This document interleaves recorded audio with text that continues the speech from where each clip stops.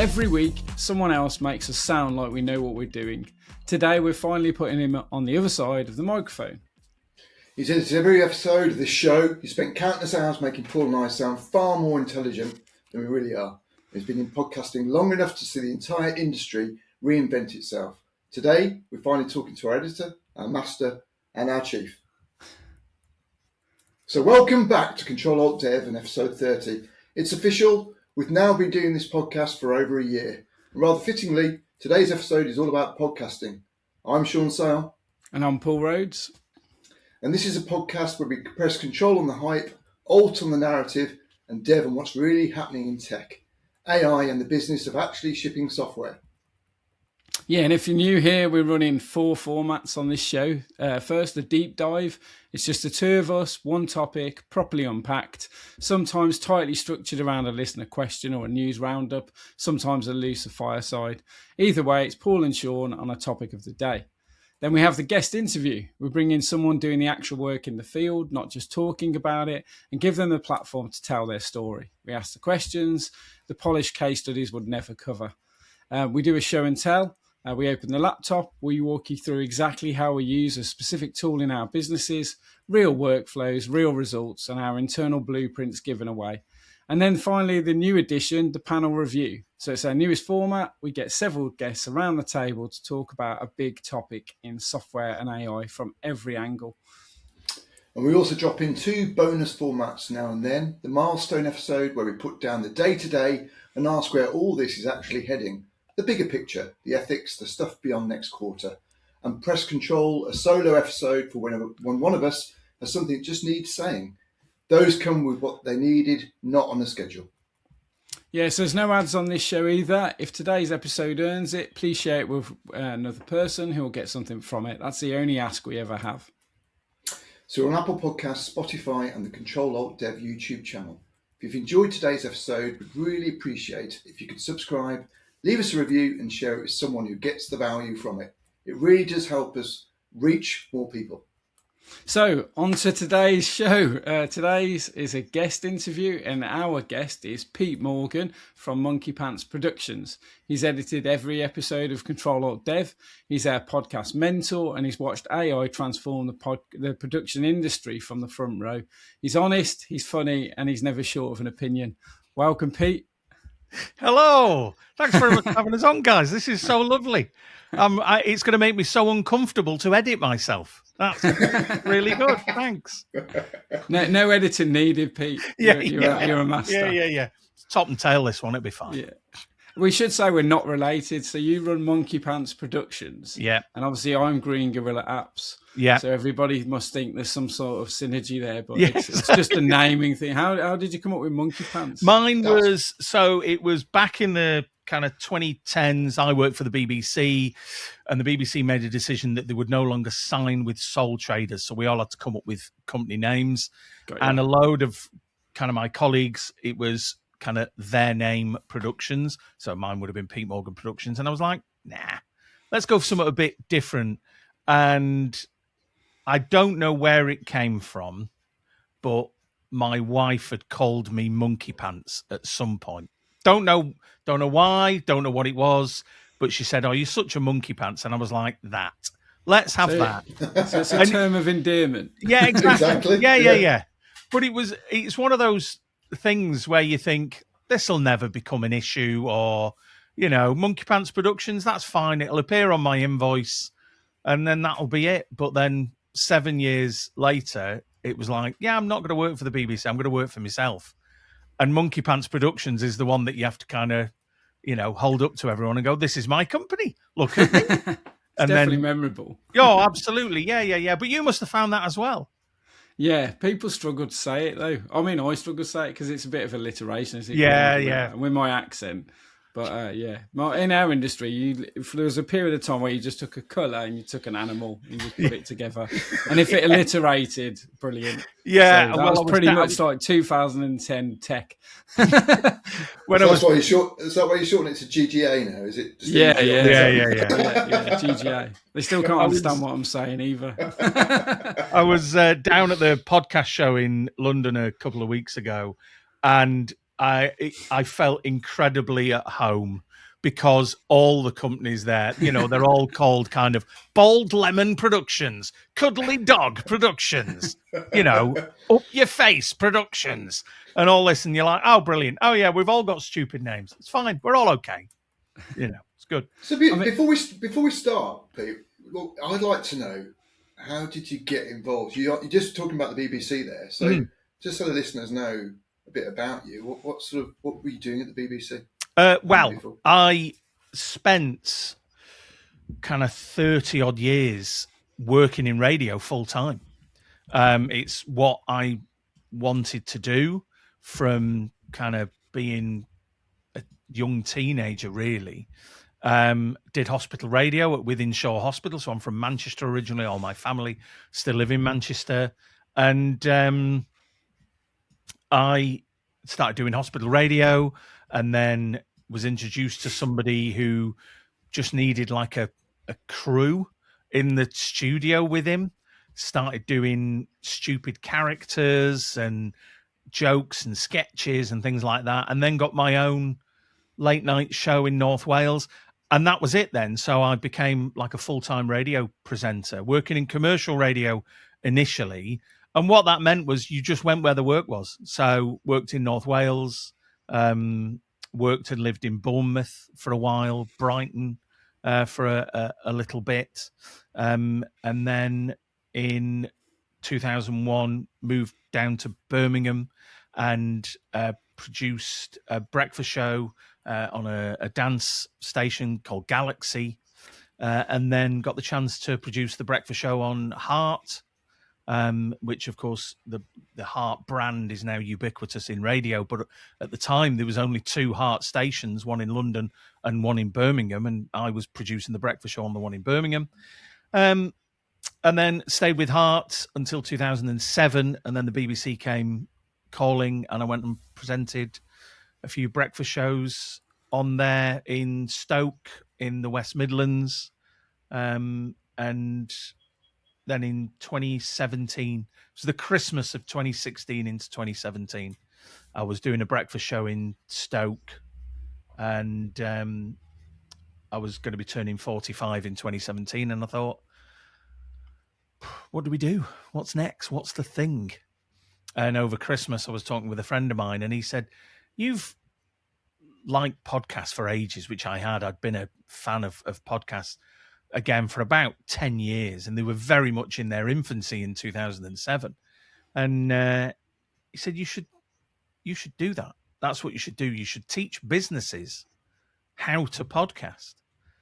And that's how that next life of Monkey Pants was born. So I went back to the BBC after Christmas and was like, yeah, I think I'm gonna go. So there was a couple of months of discussions of, what about if we allowed you to kind of show and go? What about if we just did it 4 days a week? And I was like, no, I think I'm just going to give this a try. And that was it. And it'll be 10 years next July. So July of 2027, it'll be kind of 10 years that I officially started the business. And it's getting more and more popular, isn't it? Yeah. At the end of the day, it's like, you always want to be in a growing market. And it's like, It seems to be exponential at the moment. Oh, absolutely. I mean, when I started and I went out networking, this guy would stand up and say, hi, I'm Gary, I'm an accountant. Okay, I know what that is. I know what accountancy is. I know how Gary can help me. And I would stand up and say, hi, I'm Pete. I work in podcasting. What? What's that? So I had to work out ways of telling people what it is I did and how it could help and what it could do and, and things like that. So, yeah, to see it grow, the big thing was the pandemic. Yeah. That was massive as far as business podcasting went, because businesses couldn't go anywhere. They couldn't do anything. And they were like, you know what we should do?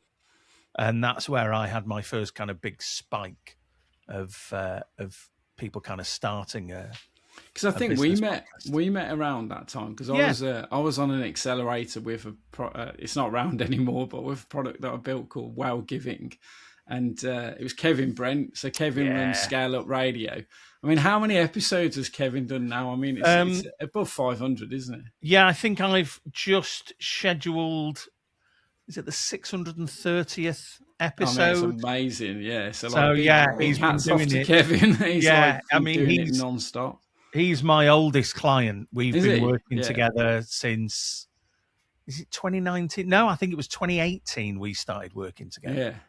Yeah. And he was every week initially, and then they came to us and said, we want to go 3 times a week. Yeah, because this is a guest interview, isn't it? Is the format. Yeah. And then when I set up Well Giving, I think about a year in, I ran it for 4 years, but about a year in, I was like, I think a good way for me to get into, I had no industry contacts, was to invite them onto a podcast. So it was always a guest interview. And I set up a podcast at a time called Ticking Boxes. And then I went to Kevin, as just like this prolific podcaster that I knew personally, and just said, who would you recommend? And he was like, you need to speak to Pete. And then from there on, we did Ticking Boxes for as long as like Well Given was around. We had some I think we had some really, really big names on there. And then when me and Sean sat in that pub on that fateful day, Sean, where we were like, we should do a podcast, I knew instantly who we should go to and have a chat with and stuff. So that's very kind. So highly recommended. And I think it's good to have that little segue into like, well, how did we even find you? You know, it's good for the listeners to know. And I imagine a lot of what you do is probably referrals and word of mouth. Is it almost exclusively? Almost exclusively. All of my clients are referrals. Yeah. Which I'm really proud of.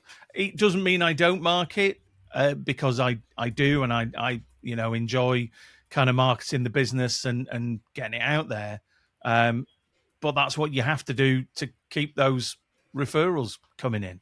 But yeah, it is, and some of the kind of biggest clients I've ever had have come because they were like, oh, we've spoken to someone you're still working with, and they've recommended you. And it's like, okay, I think I owe that person lunch now, because it's it was a global beer brand who wanted to do an internal podcast, and it was a client of mine that went, oh yeah, you should speak to Pete.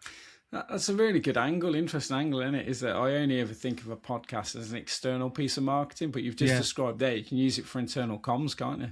Absolutely. And I think with companies of that size, if you've got tens of thousands of people spread across the globe, it's a great way to kind of do that. The other, another podcast I do is I've worked with Birmingham Children's Hospital really since I was presenting on the radio, hosted a couple of events, and when I started Monkey Pants, I went to them and said, I'll happily do your podcast for you. So we created one, and basically they do a monthly newsletter, and I just do the audio version of it. So we have a couple of interviews on of people giving more details of, fundraising events that are coming up. And so that's another way that the podcast is being used, is at the top of the newsletter, there's a button that says, if you haven't got time to read it, listen to it. Yeah. And they found that again, that's 9.5 years we've been doing that now. Wow. Every single month. So yeah, there's different ways of doing it, but referrals, like I say, I'm really proud of the referral model has been working well for me.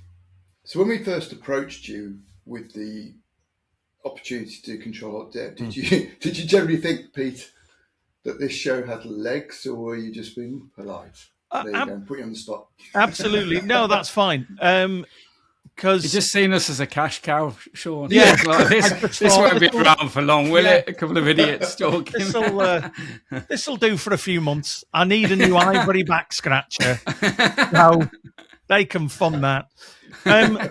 The thing, so I always do, which is what we did. We jump on a call, talk through what you've got, and there has been times when I've kind of said, I don't think you've quite got it yet.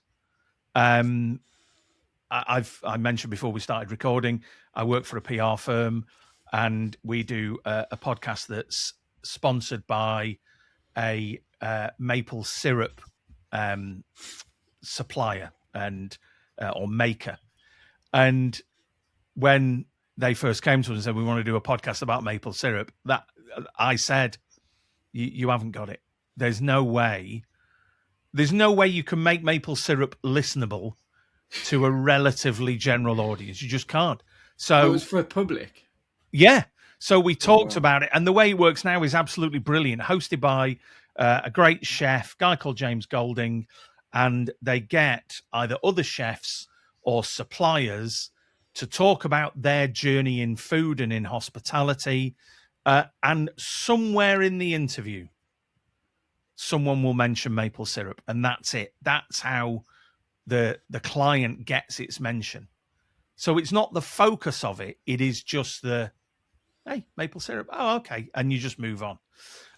So what I really liked about what you guys were proposing is tech, which I think is a massive area, and AI. It is such the buzz thing and has been for a couple of years and will continue to be for, certainly in the next 12 months, because I don't think any of us can guess what's going to happen after that.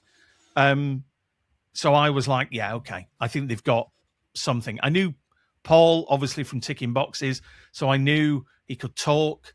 You're a good, but that again, sometimes that's the thing. I've met people and it's been like, right, you can barely string a sentence together just because they're not natural communicators that way. They might be better writers, or they might be fine if they stand up on a stage and do a presentation with a PowerPoint, but sitting in front of a microphone, it's not as easy as people think it is. For 30 odd years, I sat in a soundproof room and effectively talked to myself.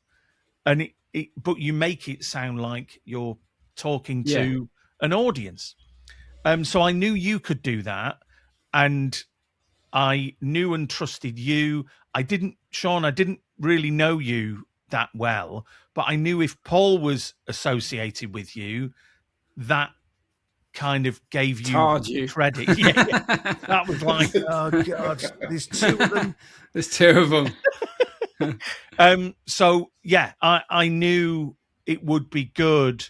And I always think if the concept is good and you can string a sentence together, let's get the first episode done, because then, having produced some of the most fragile egos in radio, I feel confident enough to come to you, which I have done, and gone, right, you need to stop doing that, or you need to. I think that's one of one of the untold things I wanted to raise was just that, like, I mean, I guess I don't know if editor is a slur word in the industry and it's more like producer, but like one thing that we do regularly that listeners won't know is you do give us feedback on every episode, and then equally we do meet up for like an hour, 90-minute chat.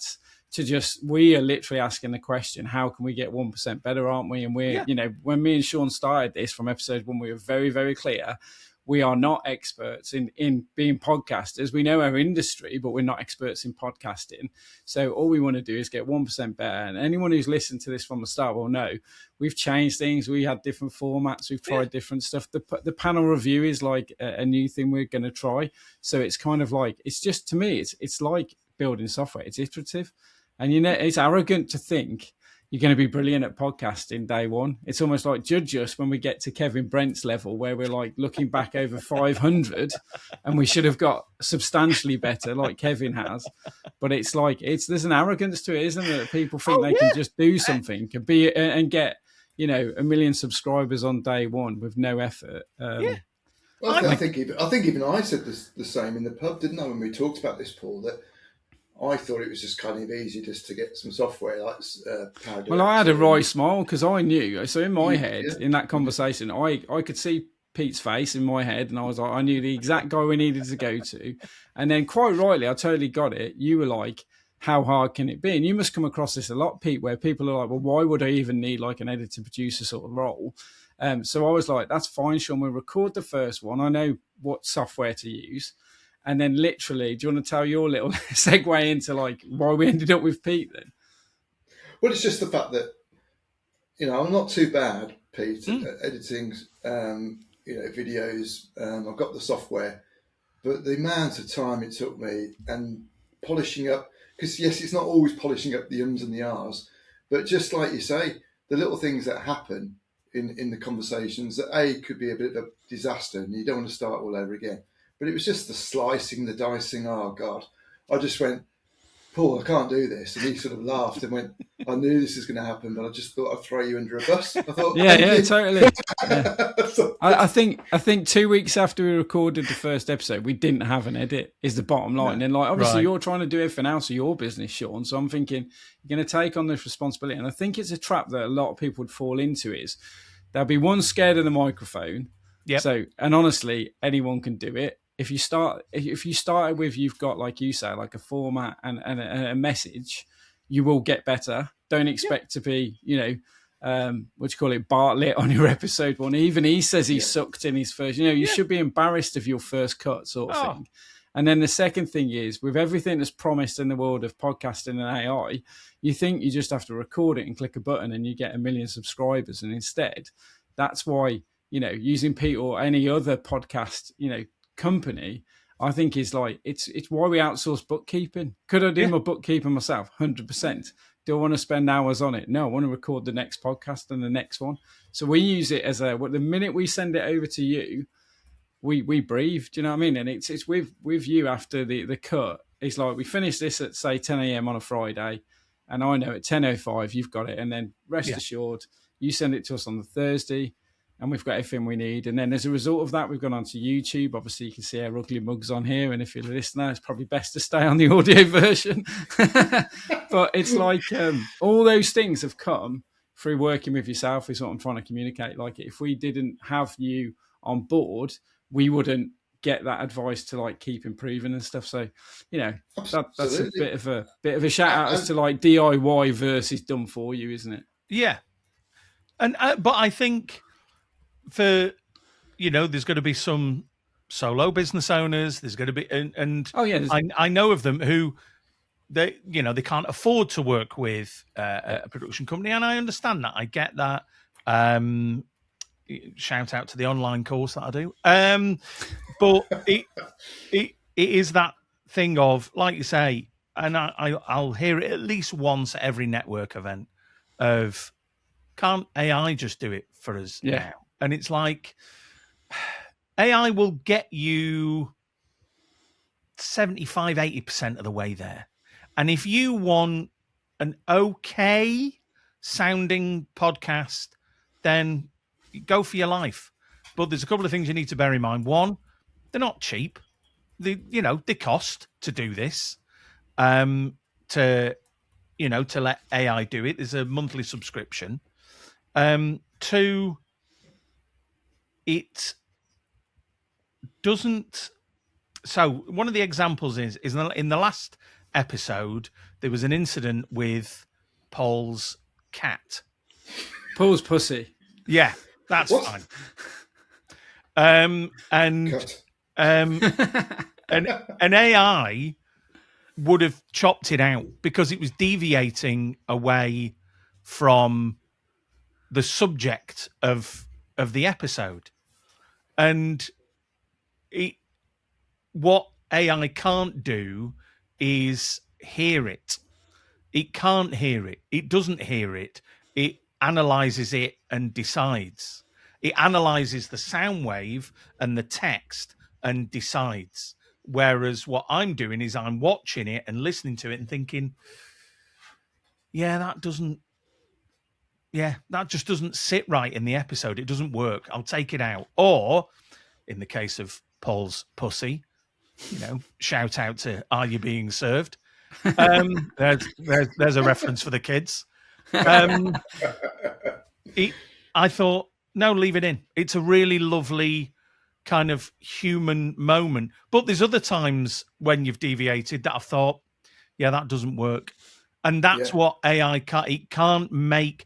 And I don't think there's an easy route to it being able to make that decision, because there is no binary choice in it. It isn't. There's no rule I could write as to why I chopped it out and why I didn't chop it out. And with a lot of the edits I make on your podcast or on any of my clients' podcasts, there is no if this then that. Yeah. If it just is. Yeah, it's it doesn't subjective, sound right. isn't it? It's subjective. It is subjective, and it also, I suppose, it works well with video. And so, for somebody starting today, Pete, because we naturally went from audio to video, or do you sort of suggest they do both? I always suggest you've got to do what you feel comfortable, and from a business point of view, what do you feel comfortable doing, and what can you genuinely commit to? So if you can commit to doing, and when I say what can you commit to, I want you to plot it out for like 3 months. So if you can commit to, like you do, you record every Friday, and that's your episode, and your episodes go out weekly. That's great. I have some clients, they can commit to, like Kevin Brent on Scale Up Radio. He bulk records, so he records in advance. So we've got enough episodes to get us to, I think we're at the beginning of August at the moment. That's what works for him. That's how we did ticking boxes as well. Yeah, it was. Yeah. When you've got a guest interview, and I think the challenge we face is AI moves at such a pace. Absolutely. We could record something and in August it's no longer relevant. You know, we're going, Fable 5's released. Oh, it's removed. It's released again. That's exactly what I said to Paul. I'd love to be able to, be sort of 4 or 5 months ahead, just in case we have to, not commit to God forbid we have a holiday. Yes. But as Paul says, AI is moving so fast. Yeah. It will be out of date by the time we one of the really good feedbacks you gave us is we were meeting with the formats and we were talking about doing a news episode. Yeah. And then it was like, it's instantly archived. It's instantly dated. Like if we were talking about now, like, Gemini have released 3.5, nobody will go back and listen to that from a year ago. And do you know what I mean? And it's like, and so exactly. I think that was really good advice, and it's the advice and the subjectivity you apply to it that AI can't do. Just to segue really quickly. Sorry, go on, Pete. No, I was going to say you've always got to think when you're putting your episodes out. Too many people think about those 7 days, those 30 days after it comes out, or that period of time between that episode coming out and then the next episode coming out. What you've got to keep thinking of is, as long as I'm paying the hosting fees for this, or as long as my YouTube account is active, my Google account is active, people can potentially find this 6, 12, 18, 24, 5 years, 10 years in the future. So unless the whole ethos of your podcast is date specific, don't tie yourself in to that kind of thing, So you want to make it as evergreen as possible, as much as you can. And again, as you know, with tech and with it moves fast. So some of these episodes, you just won't. Some of your earlier episodes, you really couldn't listen to now. Yeah, because it's moved on. Yeah. We're talking about like just generative AI at the start, like copy and paste. It didn't exist in it, but it's a good back catalogue, isn't it, to go back to and see how far it's come. Absolutely. There's 2 things I make notes as we go. Like I've been scribbling down. So one was, you mentioned about audio version, Sean. So the rationale for me with the audio version, and we added YouTube on later, was just comfort zone. Yeah. So like, there's a massive difference where like, yes, we can see each other, but I didn't have to do my hair. I know I've done my hair today, but like, it doesn't look great. But it's mine, obviously. He was in his monkey pants then. But it was literally like you literally with an audio. I know this is probably really unprofessional, but I would just rock up, and all I've got to do is speak to Sean. Yep. And so I could focus more on what I was saying and less about what I appeared like. Whereas now we're having to like make sure we're looking at the camera all the time. These things, the video just adds a complexity. So if you want to get started, for simplicity and comfort zone, I found the audio part was we nicely segued into it. We got to a point of confidence, I think, and we found our rhythm. That was a thing for us. It's a growth thing, yeah, definitely. And then when you mentioned about, you talked about where AI editing exists and like where you sit in that thing, and you can do it yourself and all. It reminded me so much of vibe coding. So vibe coding literally is the AI does the build, but the software development lifecycle is this big. So you're doing this big, and and that's AI editing. Yeah. What the listener may not understand is all the planning that goes into it, all the marketing, like the stuff you've given us about how to improve audience, the stats you send us, this sort of thing. So it's like the act of doing is definitely only, like you say, in a podcast, okay, we might say it's 80%, but my days, the 20% around it is the huge part of it. And I think that's what vibe coding is for us, isn't it, Sean? Is that like you've got deployment, you've got security, you've got maintenance, you've got upgrades, you've got so much more than just natural language writing code. Yeah. And so it has a place, definitely, and you can do stuff today that you couldn't do 3 years ago at a fraction of a cost. But it's an understanding that there's a life cycle that's powering the entire thing. And right now, AI editing is doing just one part of the process. It's not the whole process. You can't just record a podcast, get it to edit it, and think that's it.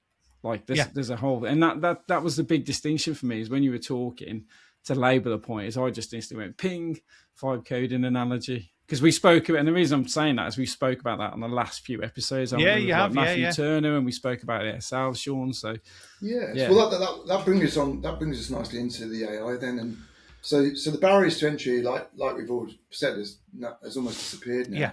And anyone can record a podcast, anyone can use AI to edit, as Paul just said, and anyone can publish it to the world in a matter of minutes, as you said, Pete. Yeah. So on the one hand, that's fantastic because more people have a voice and can share their ideas. So has podcasting become more democratic, or has it simply become noisier? I think it's always been democratic. That's what I've loved about it. The other thing to say, the other kind of stat to put across is the majority of podcasts are still audio only. I mean, I know videos and YouTube have really pushed hard at becoming part of the podcasting community, and they've done a great job in doing that. And I have clients that only want to do audio. In its growth, so we talked about the pandemic earlier on. Before the pandemic, there was it was about 650 new podcasts every day were being added to Apple Podcasts. Globally. Yeah. Now, the thing to bear in mind is that 75% of them wouldn't last more than a month for various reasons, either because it was a short series podcast, so they were just publishing all the episodes at one go, or what was happening more often is people didn't understand the commitment, the production, the fact that you needed to not just publish it and hope people find it. So those 650 episodes in the pandemic, so in April of 2019, that rose to just over 3,000 a day. And it dropped a bit after the pandemic, but it's back to that again. But that figure of 75% not lasting longer than a month still remains. There is millions of podcasts to choose from. I'm subscribed to like 80 odd podcasts. I tend to go with a core of somewhere between 10 and 20. There's a podcast for everything. And for me, that's its selling point. The thing I always say is, remember when you used to go in, again, good reference for the kids, when you used to go in W.H. Smith's and you go to the magazine rack and there'd be magazines for everything. And you'd be like, who's buying what? Knitted Train Collector Monthly? Who's getting that? Well, somebody would. Because somebody, they clearly enough people like doing it that they wanted to get. And it's the same with podcasts. Specialist interest. Absolutely. So I don't know why. That just sounds dirty. I think it's because I said it. That's all it is. The specialist interest podcasts are behind that beaded curtain over there. But it is. It absolutely is. Any niche hobby you have, any interest that you have, there will certainly be an episode about it, but probably a whole podcast about it. And that's a great thing. I think that's brilliant that there is, just this knowledge that's out there in the same way that, YouTube has grown. And I always found it peculiar that people would kind of flinch at the number of podcasts that are out there, because I think it's over 3 million now. But YouTube, it's 300,000 hours every day is being released onto YouTube, but nobody's flinching at that figure. So I think it's just podcasting has just nicely fitted in to this big, like, democratic community where you can say what you like, and there are controversial podcast hosts. The biggest podcaster in the world, Joe Rogan, potentially decided the election of a US president. And he broke no rules in saying what he said. He offended some people, but that's democracy. He just said what he thought, had the guest on that he thought, and that was it. Backed his horse, and off we go. I'm a massive fan of Andy Frisella, the 75 Hard guy. And his opening is I love it. It's like they don't take ads. And he says the number one reason he doesn't take ads is he doesn't want somebody to tell him what he can and can't say. Yeah. He's very much like a Republican American and stuff. So it's quite different to us. But they have a classic phrase, don't be a hoe, share the show. And it's like, but yeah, that he's so opinionated. It's refreshing. Because it's not sitting on the fence and not having an opinion and all this sort of stuff.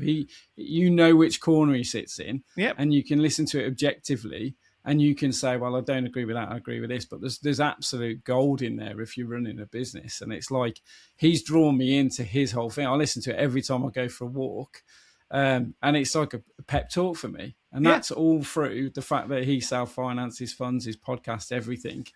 But he's as big on YouTube as he probably is on Spotify and everything else. That's great.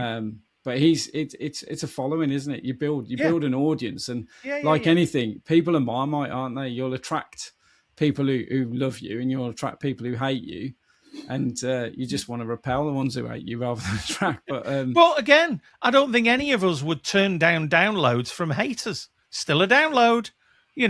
When you get the statistics, it doesn't say this is how many people who love you downloaded. This is how many people who hate you downloaded. You just get the number that downloaded, and you're like, well, that's fine. Hate away.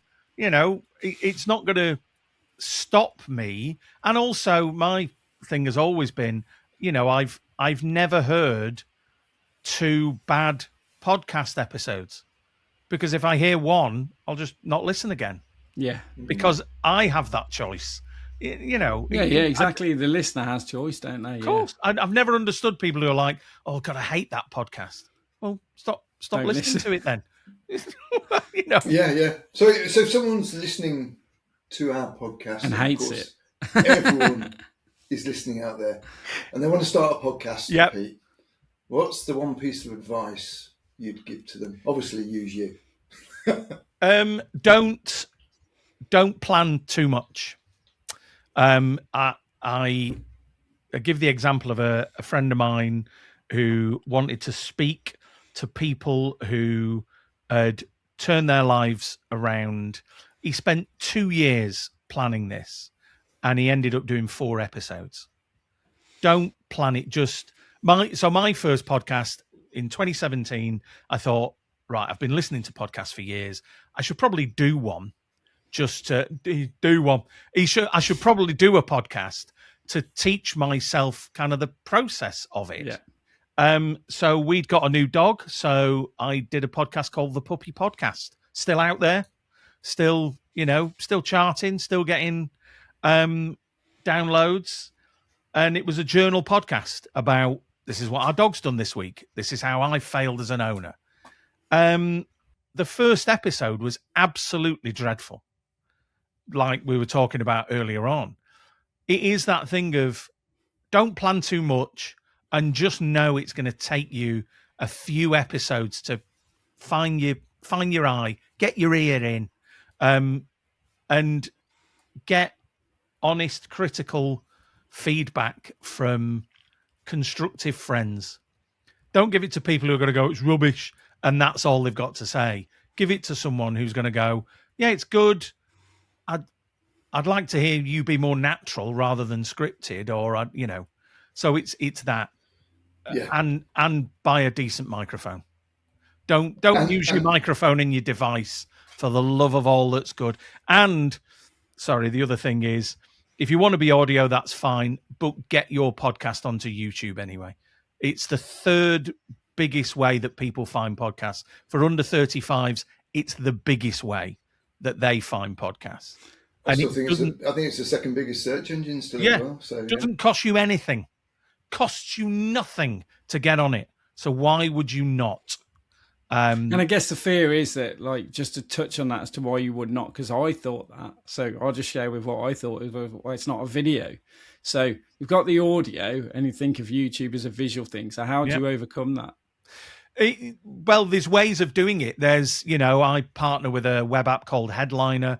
They create, which I think we did with ticking boxes. You create it's like an audiogram. So it just uses the cover image, the title of the episode. You've got a sound wave, so there's movement.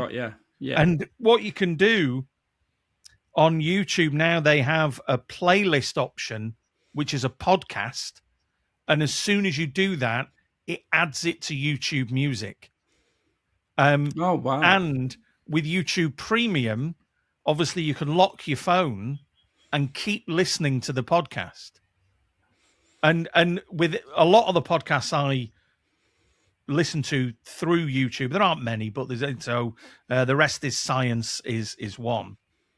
I don't sit down and watch it. It's two people talking to one another. And I don't want that. I have no interest. I know what people look like. I know what they look like when they're talking to one another. So I'm just interested in the audio. But listening to it through YouTube is still a good way for me to take it on board. So yeah. Brilliant. So to wrap up then, where can people find all about Monkey Pants Productions? Well, we obviously have the website, monkeypantsproductions.co.uk. Really struggled with the domain. It's a Japanese children's clothing firm as well. So monkeypants.com had already gone and stuff like that. Anyway, monkeypantsproductions.co.uk. LinkedIn is probably the best way. Again, because I was early to do it. When you get your own page and you can create your own URL for your personal profile. Mine is, I think, linkedin.com/IR/podcasts. Because that hadn't been taken. Oh, wow. So, but look for Pete Morgan. It's this gurning moon face at the. And how would you describe the face to the listener? Well, who's not watching on YouTube. So if the moon had glasses and a goatee beard, that's what I look like. I've got it does have quite about 15 pints. Spherical head. And I think of the moon from Mighty Boosh. Yeah, exactly. Yeah. Everybody look at the moon. Everybody look at the moon. So on that bombshell, so that was P. Morgan from Monkey Pants Productions. So if today's conversation has inspired you to start a podcast, or you've already got one and we'll take it to the next level, Pete is definitely someone worth speaking to. Before we wrap up, Pete, have you got any parting gift of wisdom for our listeners? One thing that you want them to leave with today, having heard our balmy conversation. One of the big things that I learned in radio is be authentic. Listeners can sniff inauthenticity and they don't know that they can sniff it. Mm-hmm. It's an innate subconscious thing. And if they don't think you're being authentic, they will ditch you and go and listen to someone that is. That's brilliant. So if you've enjoyed today's episode, please do share it with someone who's thinking about podcasting. One share is all we ask. Like Paul said, we want to make sure we grow 1% each week, and that's with your help. Yeah. So until next week, press Control on the hype, Alt on the narrative, and Dev on what's really happening. See you then. Bye for now.